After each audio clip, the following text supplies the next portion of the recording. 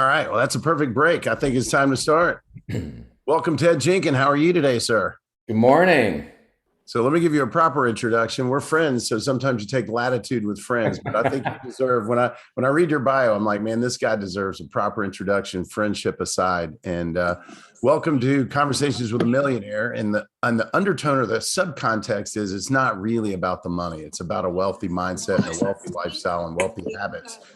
And so Ted's been an entrepreneur, leader, social media pioneer in the financial services industry for decades. He's the founder and CEO of HyperChat Social and Oxygen Financial, a financial services company based in Atlanta that serves 3,000 clients across the country, man. That's impressive. I'm one of 3,000, so it would be 2,999 without me.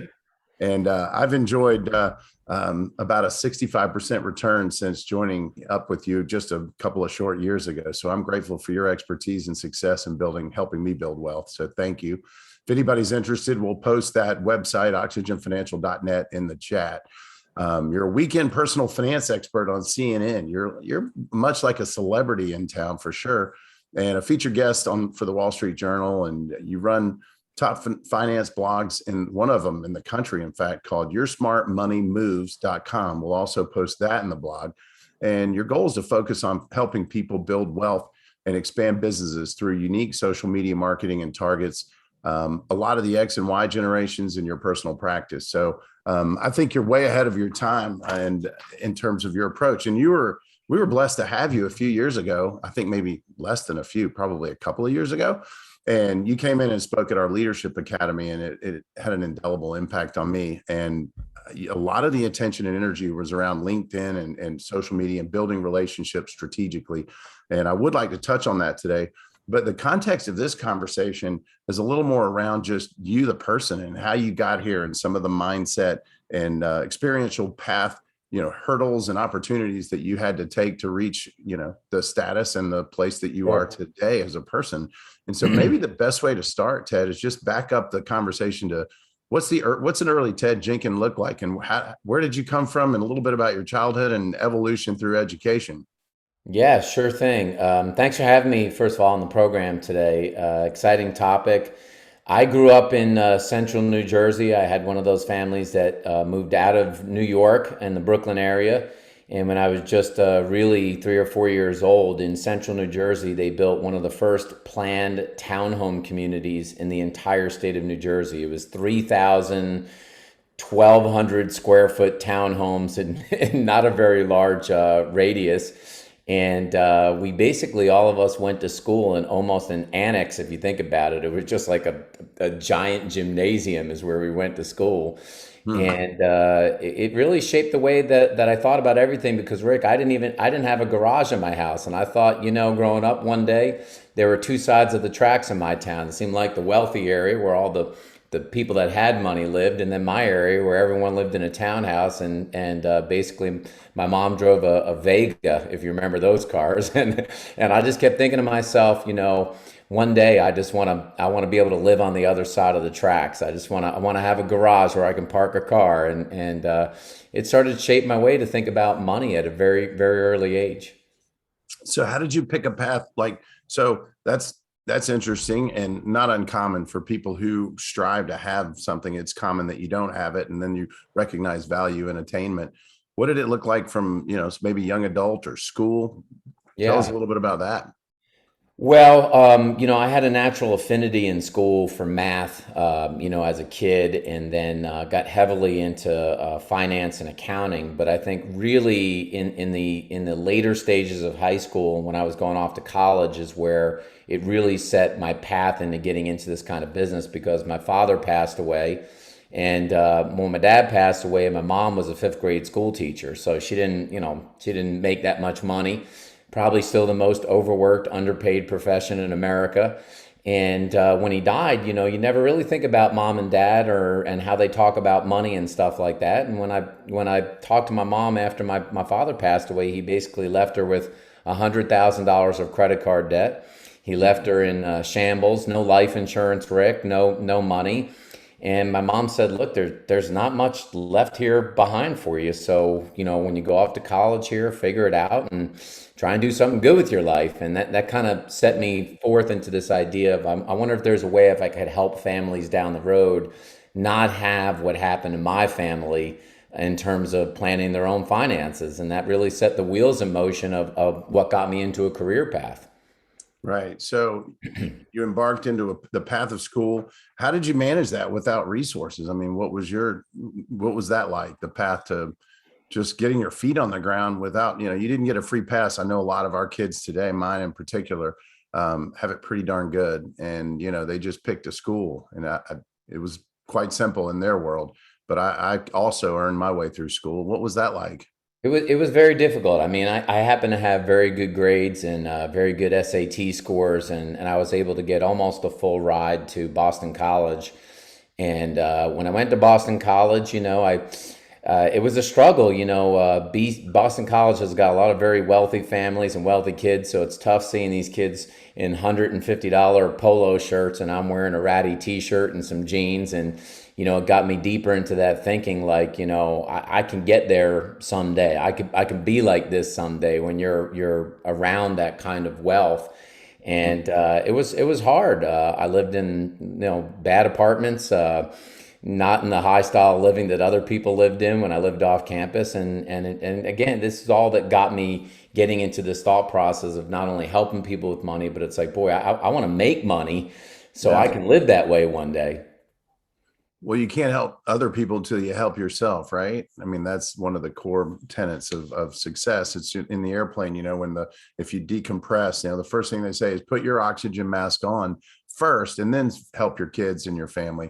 So in terms of putting your oxygen mask on first, what were give us a little back intel around your first career moves, because you don't Well, just wake up opening businesses straight out of college. At least most people don't. yeah, no, I didn't. I went into a corporate career path, and in 1991, American Express had just started out a new division called American Express Financial Advisors, because American Express wanted to get into card, travel, everything. They want to do everything for a customer. So I thought, it'd be good to have American Express on my resume. And I basically was very lucky to have two mentors in the business, because I didn't have a father figure there, and I didn't have any money. And they basically said, hey, kid, do everything we tell you to do for the next 3 years and you'll make $100,000. And I thought, okay, I could do that for 3 years. And I followed their tutelage. And within 18 months, I had relocated from Boston to run their Bethesda, Maryland offices and get into management. And I got into a management career for them. And that's what took me off of my trajectory in a corporate career of doing financial advice and managing people. And I ended up staying at American Express for almost 16 and a half years before I opened up my companies.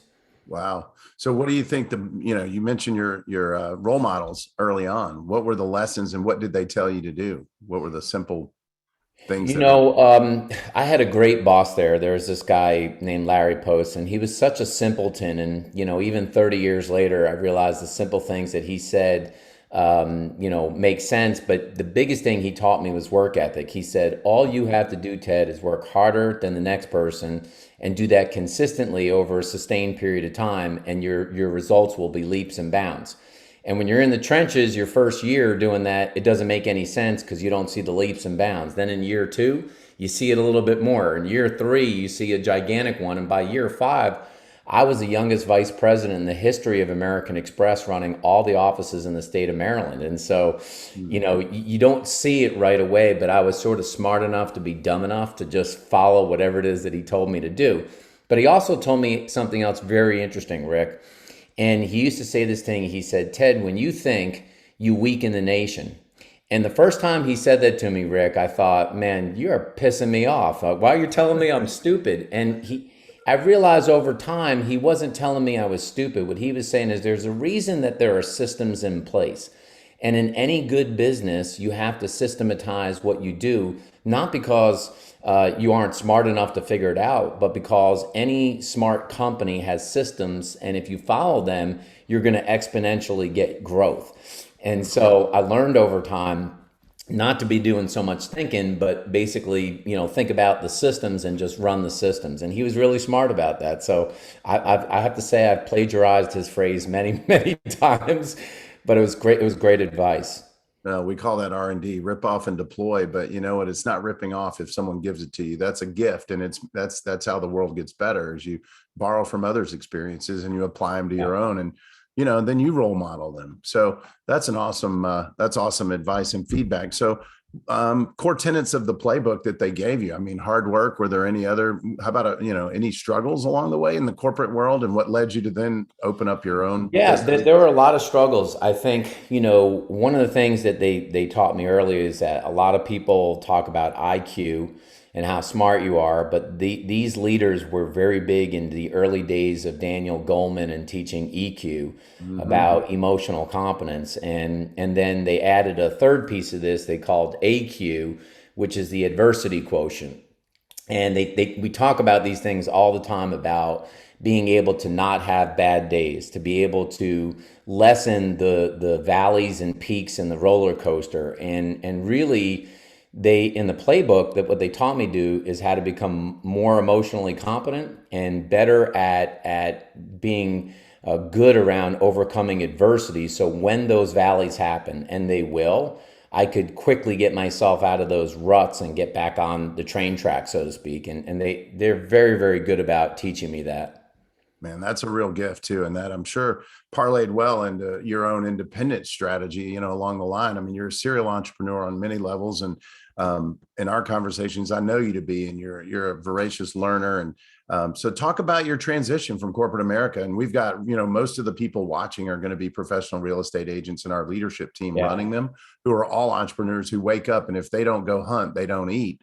So the day you turn off the faucet, man, the automated income and a paycheck goes away. What was that like, and where did you go first? It was brutal. I started my business in the stock market crash of 2008. I left a job where I was making almost $2 million dollars in a corporate career. So I was at the top of the top in my job. And I went back to a business where I was making zero. So imagine going home and telling your family, if you have one, or your significant other, and saying, "Hey, I'm going to quit my job. I'm making almost $2 million dollars, and I want to take this new thing where I make zero." It's not an easy conversation to have, but I recognize that in that corporate world, there was going to be no way for me to achieve my full potential personally, professionally, and financially, given the constricts of the politics. And I only had I mean, my next move was to move to Minneapolis and become an executive vice president. And the only thing above that was the CEO. And I just didn't see myself doing that. I had a real desire to get back to what it was that I grew up in, which is knowing local business owners, talking to local business owners, being part of the community. When you're a corporate person, you're like a ghost. You're like invisible on the internet. Your neighbors don't know you. You're traveling 4 days a week. And I wanted to be a member of the community. And plus, I had moved my wife and my kids 4 times with American Express. I didn't want to move again. Right. So with all that, I started the business, and it was really tough. And I basically did two things to start this business at Oxygen, maybe three, but two big ones. One is I said I'm going to do everything I can do to basically build my brand. And that's why I learned everything I could about social media, regular media, blogging, like everything I could do to build my brand, because I do believe that brand matters in a big and significant way. But then I've always had this slogan, Rick, in my head. I call it connecting without expecting. And it is a motto I still live by today, connecting without expecting, which means I try to make as many deposits as I can with no expectations of withdrawals. I believe that there'll be a time and a place where you can withdraw, or withdrawals will naturally happen along the way. But I connect as many people as I can. Things work out great, or if I think two good people should meet, and I don't expect anything in return. But over time, I've gotten so much in return, Rick, because I feel like I've done good by other people and helped them either get a deal or make a commission or meet somebody else who could help them connect them to somebody else. But today, I get up every day, Rick, and I'm like, who can I connect, and how do I do it without expecting anything in return? And I live by it every single day. Well, and I know you do because I've reached out a couple of times, and each time you've not only just connected me with someone, you've connected me with someone amazing.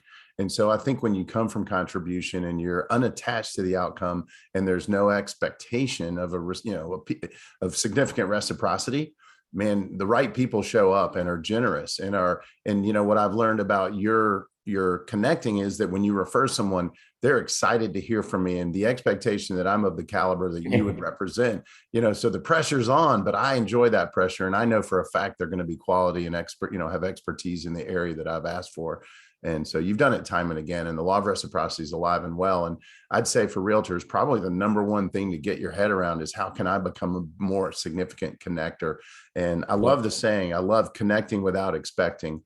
Yep, And that's my motto, man. well, it's a beautiful thing. And I know, so let's maybe back up a little and maybe just as succinctly as possible, what are the top three things you've done to, 3,000 clients?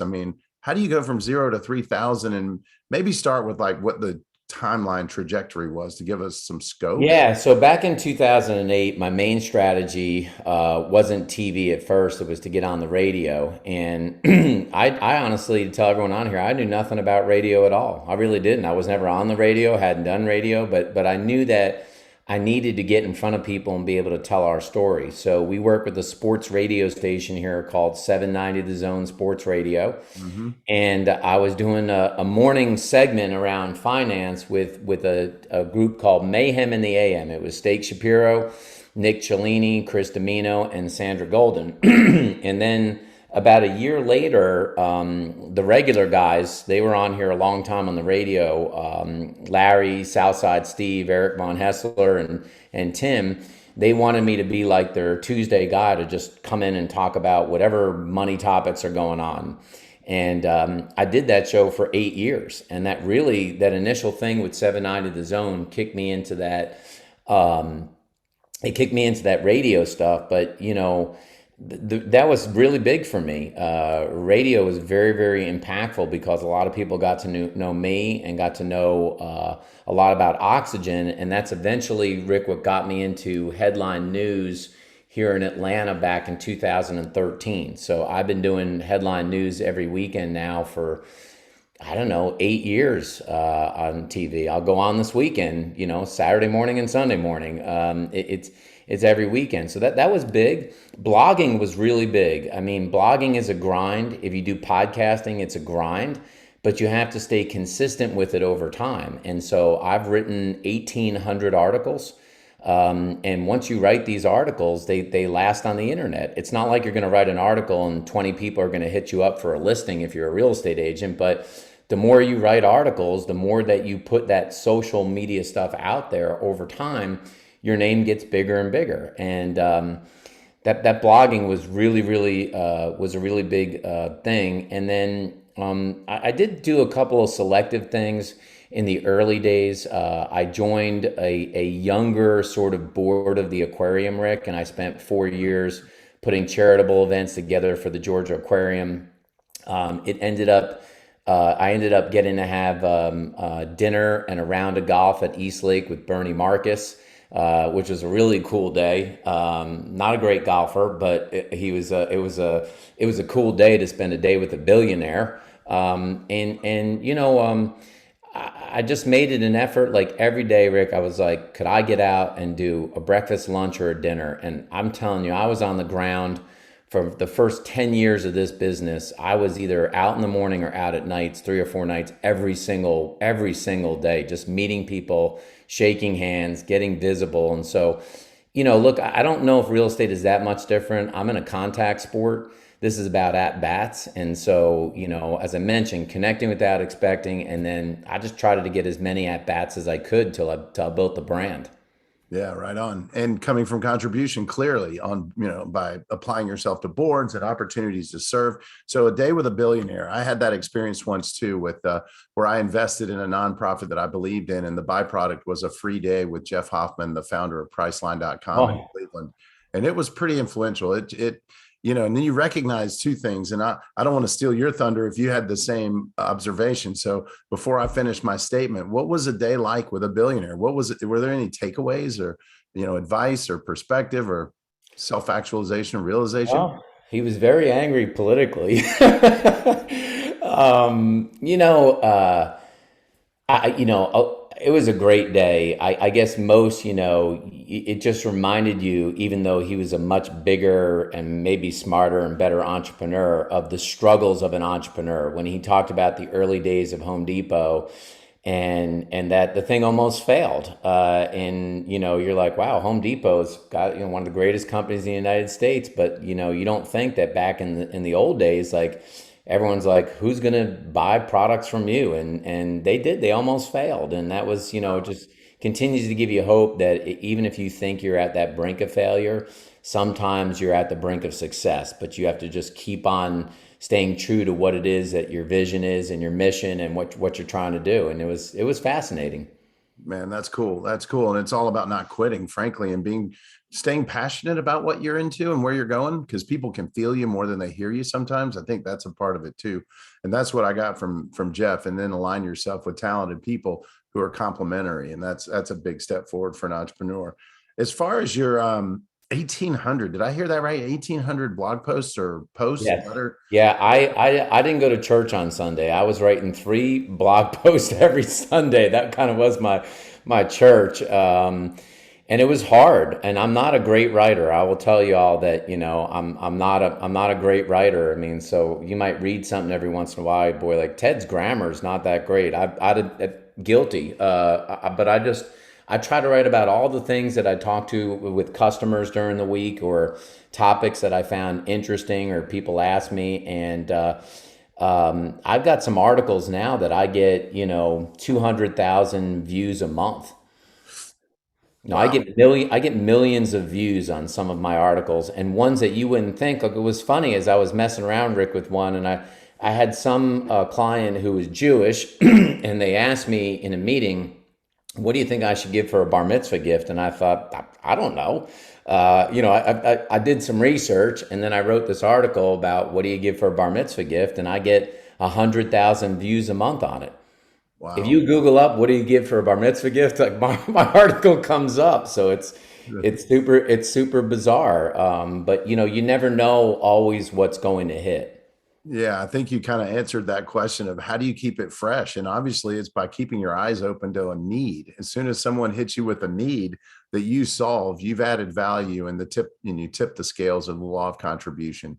Yeah, Rick, I just wrote one on college tuition insurance, which wasn't a thing till a couple of years ago. But with COVID now, much like travel insurance, you can buy insurance on your kids' college tuition if they leave it for mental health, physical health, COVID, withdraw for a semester. These are things people don't know. But I think about your guys' business. You know what a lot of people are asking me now? How do you win a bidding war? You all should write that article. Like, how do you win a bidding war? Maybe you don't want to get in one. I don't know. But, it's like I get that question all the time now. And I go, I'm not a real estate agent. I mean, I'll talk to an agent about how do you win? Right. And don't assume everybody knows what you see is obvious just because it's your core genius or your lane, right? Yes, absolutely. So let's talk a little bit about investing strategies. I mean, that's an area you've done incredibly well with, and then we'll migrate over to some of the other entrepreneurial things you're dabbling with. And I'd say you're well beyond dabbling. I'm just being polite. Mhm. What would you tell someone in their 30s or early 40s who hasn't amassed a lot of wealth yet, and maybe they own their own house and a few assets and some saving? I mean, what financial advice would you give a young realtor who's just cut the corner, making enough money to have a little bit of capital to invest? Yeah, I mean, I've developed a philosophy about how I build investments now. And what's interesting is a lot of financial advisors, oddly enough, are not that wealthy. So if you have an advisor, you should ask them kind of like, what's your net worth, and tell me what you do with your money, because I would. And realize as an agent, and I like this as a quadrant of my investing, is business ownership. And you own a business if you think about it, and I do too, and I own multiple ones now. And if I can get those businesses to generate me cash flow, I've still yet to be able to find a better investment than my business if it works right. So, if you're making $200,000, you probably want to be thinking about taking 10 to 20 grand of that money, maybe more, and plowing it back into your business for marketing so you can continue to grow your top line revenue. so many business owners do not put money back into their business, either administratively or put it in for marketing to grow top line revenue. That's the best business. It's where all your cash flow comes from. I love real estate. I'll tell everyone on here because if you can get real estate to generate you cash flow, then that's a super positive thing. And I mean, maybe it's you owning your own owner occupied real estate and you lease out some of the rest of the building, or you just get a house that you lease out. I've done that, that you own. I've done that too. Or you get passive real estate investments. But I like real estate both in IRA accounts and not in IRA accounts. And then my last two pieces, Rick, because I was thinking about this, is obviously in the stock market. I've got the steady Eddie stuff that you do with stocks because that's my business, and wealth management. And then I always like a piece of my money in something guaranteed. We don't get pensions anymore, so I always like having some money in something that when you get older, because my mom, she still gets a pension from being a teacher, that's there as a safety net. But business ownership to me is still, I've yet for anybody I've ever met in 30 years of doing this, the real wealth is built for people that own businesses. Mm-hmm. Well, and I think the greatest day in a realtor's life is the day he wakes up and recognizes, and I say he because I'm a man, but he or she wakes up and says, I own a business. I'm no longer a salesperson. That's right. Enslaved to my business. There's a significant mind shift that happens when you hit that light switch and you start to treat your money like it's not your money. You start to treat it like an investment, and you work it more strategically, and you separate your personal finances from your business finances. And to your point, you nailed it. Our model says you should put a minimum of 10% of your gross commission back into marketing. And I would guess that most people don't. Most people, it's collateral and a little bit of, personal, collateral and local business, but not legitimate, straightforward, networked, expand your network focused marketing. You are the master of LinkedIn, as I recall. And are you still working that angle where you can strategically attract people, 100%. the people you want, and not just the entire universe? Because not everyone's a perfect match for your relational energy, your value proposition, and your offering.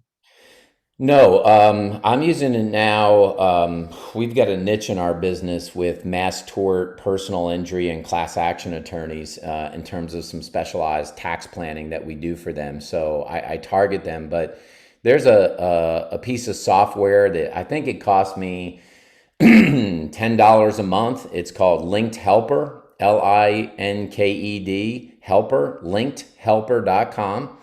And on this software, I come in every Monday, Rick. I basically click a button and it sends automated introductions, if you will, to second and third degree connections. But I don't just say like, "Hey, Rick, I stumbled across your profile."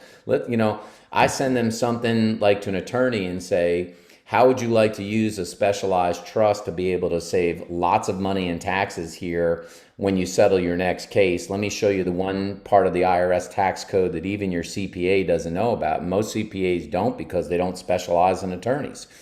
So, it's a call to action, right? So if you had a call to action to sell a house, you could take executives that live in Alpharetta and send them, 100 here and just let the computer do it and say, how'd you like to have me show you my process to get you a higher price or sell your house quicker? I don't know. I'm not a real estate agent, but I'm a marketing guy. So I would be doing, it would do it automatically.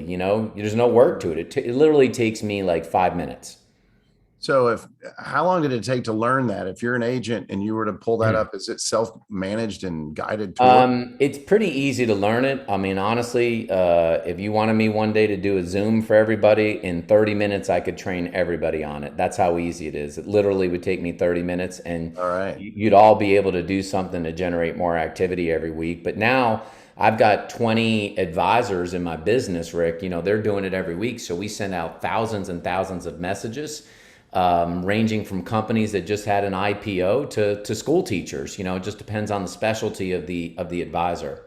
Right. So it sounds like you've also managed people well to the extent you've explained and shared and inspired them to pick a lane and own it. And we use a word. So I'm writing a book, and one of the cool things about a workshop I just attended is they require that we literally script an avatar. And I've never really used that term with any regularity, but I now get it with great clarity. And the avatar is nothing more than the perfect audience for your message that's also got, complementary character, culture, and energy that you're just going to naturally vibe with and do great business with because of that. And so what would you say to someone in real estate in terms of creating that perspective around an avatar and then picking a lane? Oh, I mean, I think it's really important. We've learned even in our business over time, and I think I failed at this at the beginning, is that if you're talking to everybody, you're talking to nobody. All right. So that you got to think about that. If you're talking to everybody, you're talking to nobody. So the question is, what's your niche? Is it short sales and foreclosures?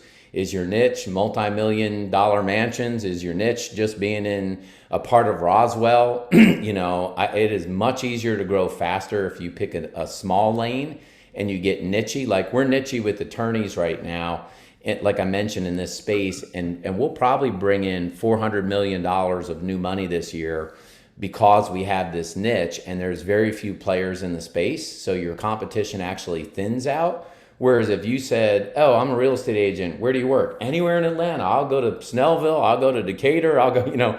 You'll get some home sales, I guess, but it's just harder, right? Unless you're going to put a ton of money into your brand. Like a few agents I see here in town, I don't know what they spend, but it's got to be a lot. Unless you're on every billboard, every TV commercial, to try to blanket a metro area is very difficult, in my opinion. So maybe you're the expert on Coca-Cola relocations. I don't know. I think you got to pick a small lane and what you think you can get at, and go deep with that. Yeah, I think that's brilliant advice. And the way it overlays your messaging, you become so much more intriguing. Like you just said, specific to personal injury lawyers. I mean, as the more precise and specific you are, the more attractive you become to the receiver, because the key, I think the secret is that you want them to feel like you're talking to them and them alone. Is there Yeah. truth in that? Oh, there's no question about it. And what happens is, here's the unintended consequence. Okay, I've probably spoken at 20 legal conferences now, not because I'm the best advisor and not because I have more designations, but because the industry is perceiving now that I'm the guy that should be talking about taxes as it pertains to these kind of attorneys. And Rick, a couple of weeks ago, I spoke to 6,000 attorneys on a Zoom call like this. I got 200 consultations. I got 200 appointments in one Zoom. Like they think about the marketing, but I didn't get there overnight, right? I just slowly worked my way into that. And now I'm getting calls from like legal conferences saying, "Hey, we're doing a breakout session on taxes. We hear you're the guy. Can you come down to Florida and do this? I got to go out to California next month." They're like, "You come out and do this?" It's like, of course I can. And the more I'm out there, they're paying for my marketing. They pay for my travel. I'm not even paying for the marketing. They're paying me to come talk, and that to me is like it's why you go niche. Yeah, it's brilliant. And I'm going to assume that early on you were uncomfortable and nervous. I mean, when it comes to radio or TV, how did you overcome that? Like, Well, yeah. I mean, you get in a room with Steak Shapiro, Domino, and Cellini. It could be nerve wracking, and the regular guys were very, very popular. Some of that just comes with practice, like anything else.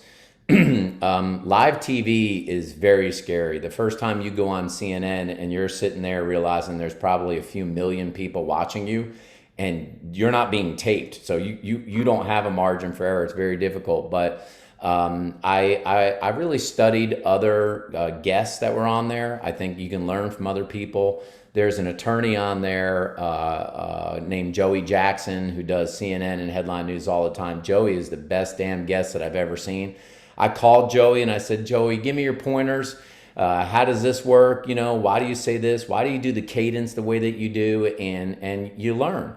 And I became very friendly with a bunch of the anchors, Rick. And I just, you ask for help. You'd be surprised how many people will help you if you just say, hey, tell me about how this works. Tell me where I messed up. Tell me where I did better. And it was rough in the beginning. And even now today, when you have to watch yourself on camera after, it's rough. It's rough. Well, self criticism is great if it's for productive means, but at the end of the day, I think everyone can sympathize with what it takes to do that, and few people judge for very long. And as much as we think we're important, it's a fleeting moment, and we'll invest a lot more time self analyzing than the rest of the world, and it's over.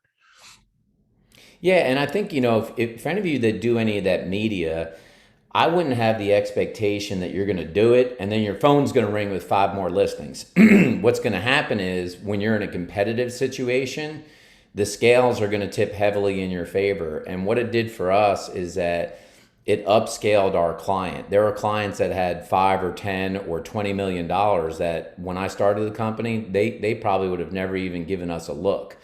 When you have that media stuff over time, you're able to create a higher level impression on people, and it allows you to compete for things you couldn't compete before. So like if you're selling $300,000 homes and you're like, wow, I want to start selling $1.5 million homes. Well, it's a different space, right? You have to have a different cachet, to be able to get there. And that's what you're investing in. And that between time and money, Rick, that's what I invested in. Right. And you've got to be able to speak the language of a 1.5 million buyer, and you've got to have a certain perceived lifestyle, or at least enough commonality that they feel they're among friends, because trust usually comes from friendship. What would you, so obviously you don't reach your level, and I don't, maybe share just a brief description of what Oxygen Financial looks like in terms of number of employees, and then back in that with, what is your hiring strategy and how do you attract and keep talent? Because one of the things we've learned in real estate is to elevate your game and to treat your business like a business. That means you can't do all things and be all things and be effective, because again, it's kind of like that, trying to speak to everyone, you're speaking to no one. So start with maybe landscape of your company today. But at the heart of hearts, we're still, the name Oxygen was derived from the last 5 letters of XY Gen. I added an O to it. And now Gen Xers are getting older. They're in their mid to late 50s now. And Gen Ys are getting older as well, the millennial generation. So we really, focused on that. And it was the way we really built out the company.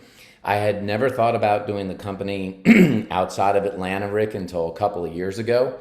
And now we started opening up cities outside the United States, outside of the Atlanta area. If you think about the real estate brokerage business, I've got licensed individuals that are now running in Boston, Sarasota, Savannah, Denver, Austin, Charlotte, and we're probably going to open up another 6 to 10 cities over the next year.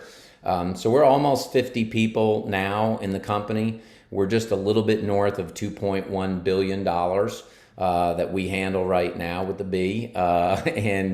We're still focused though on several simple principles, right? We have no minimums. I don't think I'm ever going to set minimums in the company. I don't like that. We want to work with people who love what we do as a brand, not love people who just have a certain amount of money. We still run a subscription model, which is rather than charging big flat fees, almost think about like a Netflix subscription is the way that we price out our initial services. You might pay $100 a month, and we give you a CFO to work with your family as you being the CEO of the family. And we're a pure fiduciary. And what that means simply is I will never, ever take money or represent any product companies. So we're not product salespeople. Our money's primarily made by charging fees to help people either give advice or handle their situation. So unlike most of the industry, which still is a lot of commission, a lot of transaction, dinner seminars at a steakhouse in lieu of you buying a product. We're just not in that business. We'd rather have something that's very transparent and clean. And look, I've never spent any money on hiring, Rick. My connecting without expecting has always put me into a position that when we've had to hire for a job, that we've got people who refer us people that end up getting us the administrative or technical jobs. And the work that I've put in our industry, same thing, connecting without inspecting.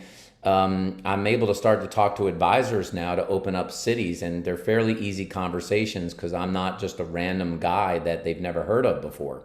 I've been at many industry conferences and spoke at them, so I'm at least able to entertain having that conversation. And so, again, I really believe if you drive your network deeper, you can hire and get good people. And even in today's labor market, which is really, really tough to find people, you can still find good people, but you've got to have the network to be able to do it. Right on, man. Great advice, and thanks for that share. The Are you still engaged with Shrimp Tank? Oh yes, yeah. We just finished our 310th episode. So let me preface, I didn't check in beforehand, and I'm sitting here going, man, I think you still do it because I saw you Yeah. recently publishing one. But what a great idea and concept for bringing quality inspiration and education to the community. Can you share briefly how Yeah. you got there and the byproduct of that So maybe? I would just tell everybody in advance of me saying this that I would do a podcast personally, but I wouldn't do one necessarily about you being a real estate agent. I would do one to use it as a biz dev funnel, and Can you that's exactly what it's what's a exactly biz dev? a business development funnel. Perfect. What I mean by that is that I started a podcast with a good friend of mine where we interview entrepreneurs in Atlanta. I don't even mention ever that I'm with Oxygen Financial, and my partner who's on there, who's a successful entrepreneur in Atlanta, he never mentions his company. We bring people into a professional setting. We interview them about the trials and tribulations of being an entrepreneur. That's really what we do. And we've interviewed in your guys' business people like Duffy Realty, Rhonda and Frank. We've interviewed Jim Ellis of Jim Ellis Chevrolet, the Williamson brothers of Williamson Barbecue, so many. And I even got to interview the famous Tony Horton from P90X. If y'all remember those commercials, he's still on TV now. And what's happened with that, Rick, is that the intention was I interview people, they'd meet us, and then maybe they'd eventually do some business with us, right? Which has worked out in the intended consequence. The unintended consequence is that we've been invited to all kinds of places in Atlanta for, functions and just things I don't think that either of us would have had access to had we not done the Shrimp Tank. Like Atlanta puts out a list of the top 500 leaders in Atlanta through Atlanta Magazine, and I was in that list the last couple of years. You still have Bernie Marcus on that list. I'm delighted to even be on the smallest of pages with leaders like Dan Cathy and Arthur Blank, right? But the thing that we did that was interesting is once we did it for about 3 years, we licensed the podcast out to other attorneys, financial advisors, service professionals, and now we're in 14 cities. So we collect a licensing fee, Rick, in 14 cities. We do all the production for them, and they just run the podcast. So now the Shrimp Tank is in 14 cities, and it's also in Montreal. So we're up in Canada as well. So it's just interesting. So, but that thing has been unbelievable for content and meeting people. I met a guy a couple weeks ago. I didn't realize that we had like one of the biggest wig companies here in Atlanta, like wigs. And I met Mikey Moran, who owns one of the biggest wig companies in the country. There are a lot of people here that are interesting people. So if I was selling homes and you had a niche, remember we talked about these lanes, I'd just get a podcast and I would focus on doing things in those lanes. Like if I lived in Tucker, maybe I'd have a thing like Downtown Tucker podcast. It talks all about what's going on in Tucker. I'm just saying this is about you meeting people, right? And that's it's what I do. So Rick, we had 310 shows. Wow, that's astounding. And the fact that you can scale, by the way, any good idea that has value has scalability as well, because there's a replicatable energy that goes behind it. And you've created yet again another unique lane. Yeah, Come from contribution. This is what I heard.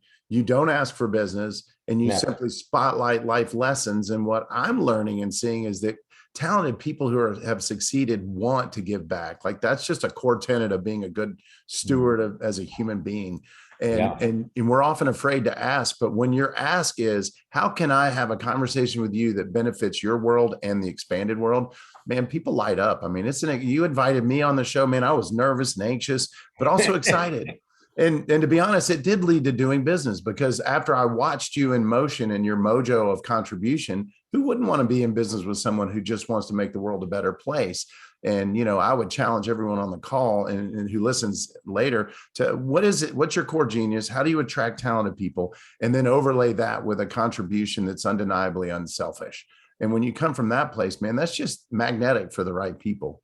Yeah, it It's is. amazing. So we only have about 15 minutes or so. And I know you've evolved in your man, you're, again, serial entrepreneur is an overused term, but I know your eyes are open in your head. You're always looking for opportunity. And we had a good conversation over coffee around crypto and digital. And Yes. it's a hot topic.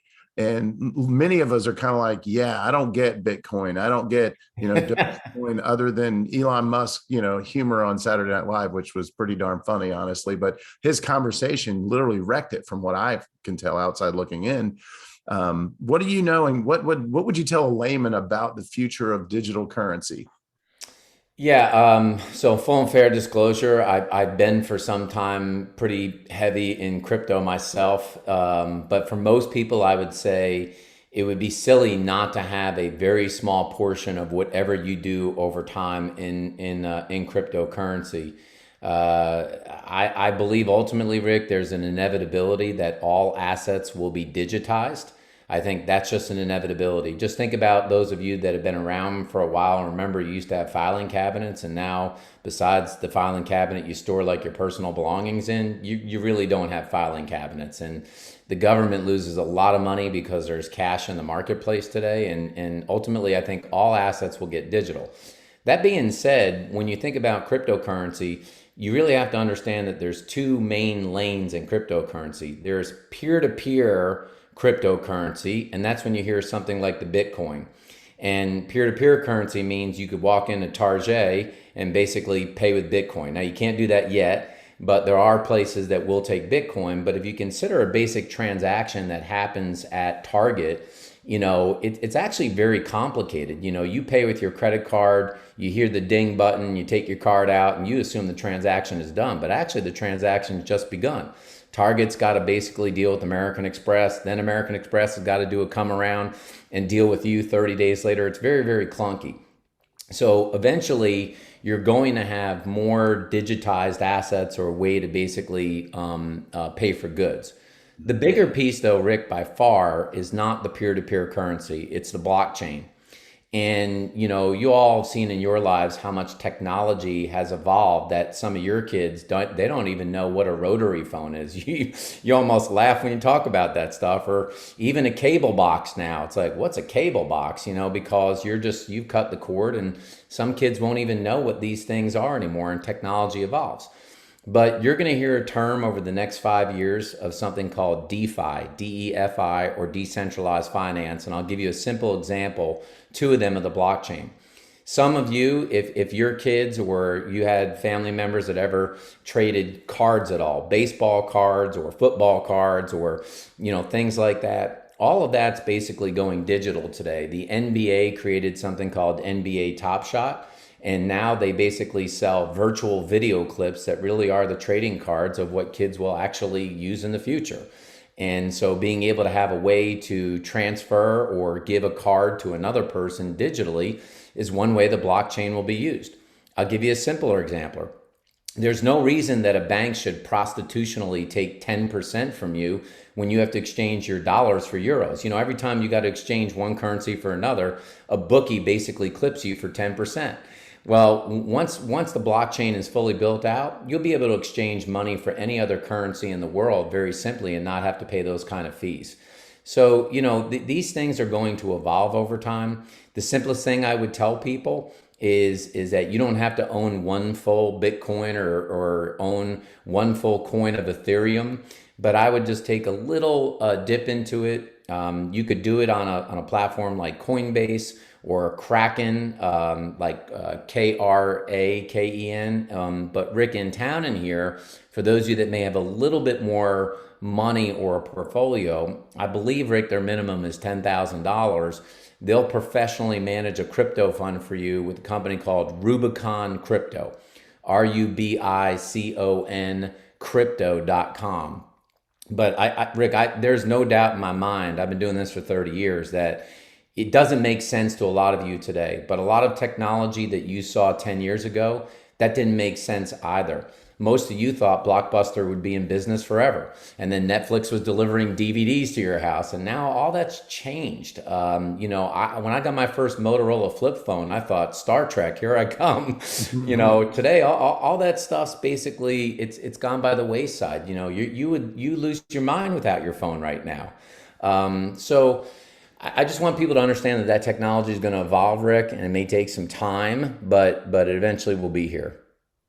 That's awesome. So can you give like maybe just a 30-second, 60-second overview, like Bitcoin versus Ethereum? I mean, who are the players today, and what do you see the one thing that I'll start by saying my greatest fear is that it feels like a commodity on some level, and that it's easily replicated with someone with deep pockets and technology to backfill what it is that made Bitcoin. Bitcoin was kind of the first, I guess, or one of. How do you distinguish the different kinds, and where do you see that trajectory leading? Yeah. Let's just take a step back. And I hear a lot of people say you got to buy gold. And a lot of times I'll ask them, what for? And people say, well, gold's always going to have value. Well, first of all, we aren't in the 1850s. Nobody's taking a bag of gold nuggets and going to Target and paying for their clothes with gold. Okay. It's not going to happen. So it doesn't mean it's not worth anything. I'm just telling you, it doesn't have practicality. And we're not in a bartering world anymore. So if you think about it today, what something like Bitcoin or peer-to-peer currency is going to be is just another digital way to be able to pay for goods and services. And when I say that, some of you might say, well, you can't just make up money, Ted, can you? Well, first of all, we are making up money every day in this country. We just print it. We don't have it, but we're printing it. And in Europe, you may all remember that one day in 1999, magically we had the euro. There was no euro. There was the French franc. There's still the pound. And then one day we had the euro. It was a new made up currency based upon. So my whole point of it over time is that like the Bitcoin will gain value over time as merchants validate that you can make a transaction with it, right? So nothing's worth something until people say it is. And so over time, Rick, for the Bitcoin to really validate itself, you'll have to be able to go to a gas station like Racetrack or Quick Trip and be able to pay with it. So it's more peer-to-peer currency than it is technology. Ethereum, I'll make this simple for everyone on here. Anybody in here owns a Mac? Macs have what's called to be a closed source code, really. It's very difficult for the Mac to use other programs that integrate with the Mac. Apple wanted it that way. And that's why even if you have, excuse me, if you have Office 365, it'll work with the Mac, but it's just clunky. Microsoft's got its own stuff until Google and Microsoft started creating an open source code, which means developers could create other platforms. Let me give you an example. For those of you that use Google Chrome as a browser, you may use a coupon thing like Honey. And Honey's a thing that you can add that you can get discounts as you're shopping and stuff like that. But it's software that integrates into Google, much like the linked helper that I showed you today. Ethereum is basically the open source code of the blockchain. It's not money. It's a giant coding platform like a Google where other people are able to snap on other kinds of software on there. And so over time, a great example of this, Rick, is that how some of you have a hotspot on your phone, but it doesn't travel very far, right? Like you can use it in your car.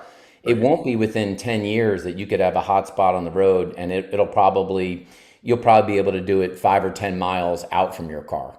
So, it's all part of that technology that's going to evolve. And I don't think people see that yet, Rick, but it will evolve.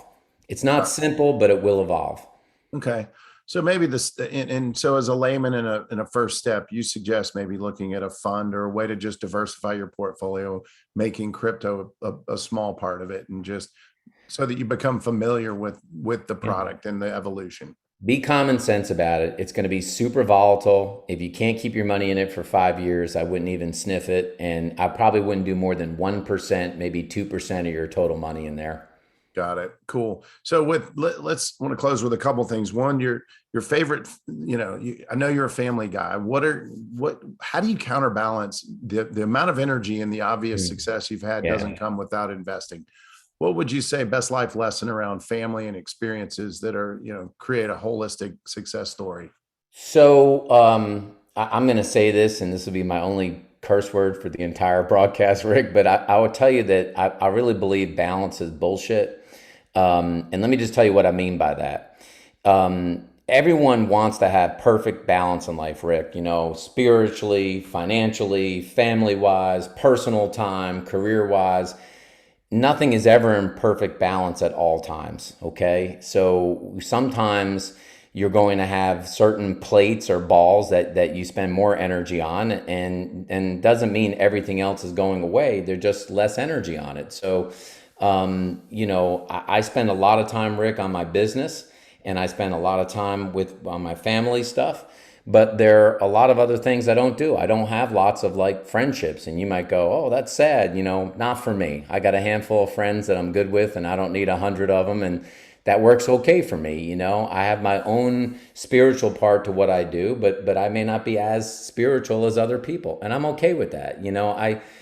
I look at the balance for me of the things that are priorities against what I'm trying to accomplish, and the other things, are that the balls fall down, Rick, or they're just less. And I will tell you that if you're in a business, my family is in the business. My daughter works, my oldest who graduated college, she runs operations for one of my companies. My wife is basically, not in the business per se, but we discuss the businesses all the time. And it's a way of life. And so I think this whole notion that everything's going to be perfectly in line all the time, it just isn't. And you just have to recognize, if your focus now is money, career, and growing your business, that yeah, your family and your friends and other people, some of that, it's not that they're going to be gone. They just might suffer a little bit while you're trying to grow those other balls or spin those plates. And I've come to peace with all of it over time, right? So it's kind of where I'm at.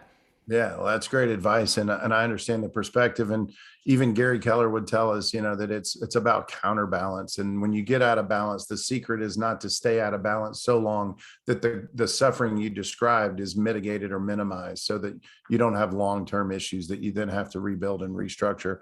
And it's also about conversations with key Yeah. people that so that you're aligned. Like if you're going to be in a heavy swing for work, make sure that your inner circle is aligned with that goal, Yeah. and that they understand, so that they're patiently available, and respect the fact that that journey has a dividend for you, but also a collective dividend, that one day you cash that check for all the right reasons. So it's so true. I mean, I surround myself with a small circle of people, and it's mostly around their energy and their thought process around life. And one of my good friends, Lee, who you know well. I mean, we just, we're great friends because we just have that same kind of energy and outlook on life as a whole. And I very rarely have a bad day, Rick, because I spend zero energy dwelling on the past. It doesn't mean I don't reflect on decisions that were poor. I just don't spend a lot of time dwelling on things that are done. And it allows me to move forward faster. Yeah. Well, that's brilliant advice. And I live by that same credo, man. If you can separate what you can control and what you can't, and you only apply energy to the things you willingly can control, and not even by the way that you can, but you should. And that just takes introspection and experiential life, of bumping and bruises, and then going, hey, that didn't pay off. And so don't invest in it Mhm. if it doesn't. If it didn't work once, it's probably not going to work a second or third time if it's Totally. not part of the ultimate plan. So thanks for that. Aha. So we're down to literally seconds. Is there a question I should have asked you today that I didn't? I would just tell people the one thing I didn't mention about investments is I don't invest in other people's businesses. You can do it, and then when you lose your money, you probably won't want to do it again. I just can tell you, I don't like investing in stuff that I can't see. And the other thing I was going to tell you is that my favorite book, if you're all looking for a book, is by a guy named Martin Seligman. It's a book called Learned Optimism. And I do believe optimism can be learned. And what's weird in this world, and don't get distracted from it, is that negative people believe they're realists, and people that are optimists, a lot of people believe that they're pie in the sky. And it's just kind of funny. People will say, "I'm not being mean. I'm just trying to be real." But if I say something really positive, people are like, "Well, don't blow smoke at me." And it's like, well, I just choose to spend my energy around people that are positive people and optimistic about life, and I don't spend my time around people that are pessimistic about life. I just don't. Yeah, well, energy is transferable, and it's inevitable. You have to fight it off if it's negative, and if you naturally adopt energy that's most proximal, why not make it positive as often as possible? So that's beautiful. So let me close out by just sharing a few of my ahas and just a little gratitude. One, I like the idea of going in conservatively and cautiously when it comes to crypto, but being smart about it and not denying that it's not something of the future that's going to be the current before we know it. If you're talking to everyone, you're talking to no one. I think that was a massive just aha. And brand really matters. So take time and maybe reflectively look at your brand relative to others and benchmark and compare and make sure that your brand stands for exactly who you are, what you are, and why you are. So that was a great reminder. Connecting without expecting, man. If that's not a great slogan, man, there's no better slogan I've heard in a long time.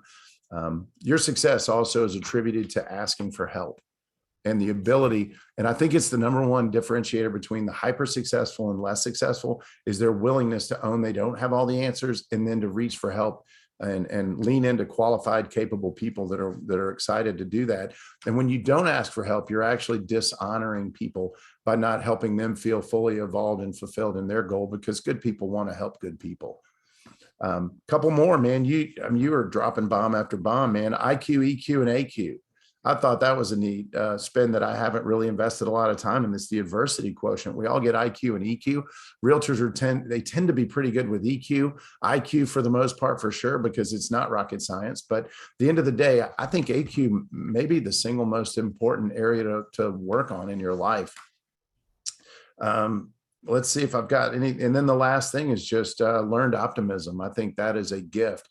People are drawn to like kind energy, and who wants to be around pessimism? And the greatest way to do it is develop, a habit of optimism and wake up every day with the mindset that anything's possible, and then go do the work. And then your concept or a conversation around counterbalance, I think, was really helpful. Ted, you're a genuinely awesome guy, man. Your success is well deserved, and proud to call you a friend and also an advocate for my financial future. And just a gift having you today. I appreciate you, my friend. Yeah, and anybody on here, I can help you anytime. Feel free to email me. I'm not one of those guys that won't return emails. So always willing to help anybody I can to climb up the ladder. Awesome, man. Well, your time's well invested today with us, and I'm grateful. So have an incredible day. All right, thank you so much. All right. Thanks, guys.